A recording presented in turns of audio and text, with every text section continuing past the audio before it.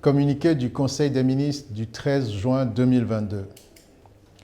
Le Conseil des ministres s'est réuni ce lundi 13 juin 2022 sous la présidence de son Excellence M. Faure Essosimna Gnassingbé, président de la République. Le Conseil a examiné 5 projets de décret, écouté une communication et un divers. Au titre des projets de décret, le Conseil des ministres a examiné et adopté un projet de décret instaurant l'état d'urgence sécuritaire dans la région des Savanes. Notre pays a été victime d'une attaque djihadiste dans la nuit du 10 au 11 mai 2022, visant un poste avancé du dispositif de l'opération Koundouaré, situé dans la localité de Kpekpakandi, préfecture de Kpenjal. Ces événements interviennent après une précédente tentative d'attaque dans cette même partie du territoire national, vaillamment repoussée par les forces de défense et de sécurité dans la nuit du 10 au 11 novembre 2021. Dans le but de créer un environnement et les conditions propices aux mesures administratives et opérationnelles nécessaires à la bonne conduite des opérations militaires, au maintien de l'ordre et de la sécurité dans cette région, le gouvernement a pris le présent décret. Il renforcera la célérité de la prise des décisions et facilitera une meilleure agilité des services publics et des forces de défense et de sécurité. Dans le cadre des réformes relatives à la police des étrangers en République togolaise, le Conseil a examiné 2 projets de décret. Ces 2 projets portent sur la fixation des coûts de délivrance des visas d'entrée au Togo et de la carte de séjour.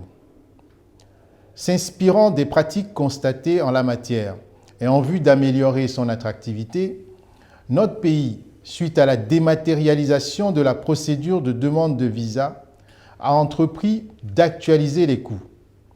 Ces nouveaux tarifs feront l'objet d'une communication par les services techniques du ministère de la Sécurité et de la Protection civile. Le Conseil a enfin examiné et adopté 2 projets de décret qui s'inscrivent dans le cadre de la réforme de la Chambre de commerce d'industrie du Togo. Le premier porte attribution, organisation et fonctionnement de la Chambre de commerce et d'industrie du Togo. L'atteinte des objectifs de la vision stratégique Togo 2025, pour laquelle il est attendu une forte mobilisation du secteur privé, exige une réforme en profondeur de la Chambre consulaire afin de renforcer son efficacité.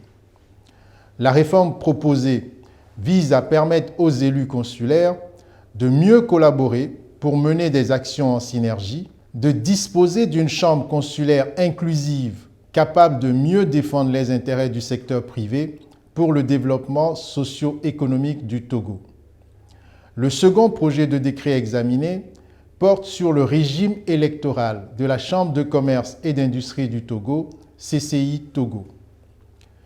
Conformément à la loi numéro 2022-006 du 23 mai 2022, relative à la Chambre de commerce et d'industrie du Togo, le présent décret fixe les règles applicables à l'élection des membres de l'Assemblée consulaire et du bureau consulaire de la Chambre de commerce et d'industrie du Togo, CCI Togo.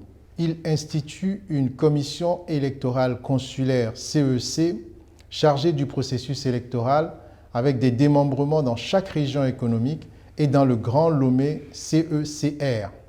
Elle est composée de 9 membres. Au titre de la communication, le Conseil a écouté une communication relative à l'état d'exécution des projets d'investissement au 31 mai 2022, présentée par le ministre de l'Économie et des Finances. Cette communication vise à faire le suivi de l'exécution du budget de l'État. L'analyse au 31 mai 2022 de la situation des projets d'investissement du budget de l'État, base engagement, fait ressortir un taux d'exécution global encourageant. le Conseil a instruit les ministres pour un suivi régulier des performances de leur département. Au titre des divers, le Conseil a écouté un compte-rendu relatif à la journée de lancement de la campagne nationale de reboisement présentée par le ministre de l'Environnement et des Ressources forestières. Il ressort de ce compte-rendu que le lancement de la campagne de reboisement a connu une forte mobilisation des différentes couches de la population. Au total, 1 421 473 plants ont été mis en terre sur toute l'étendue du territoire national le 1er juin 2022.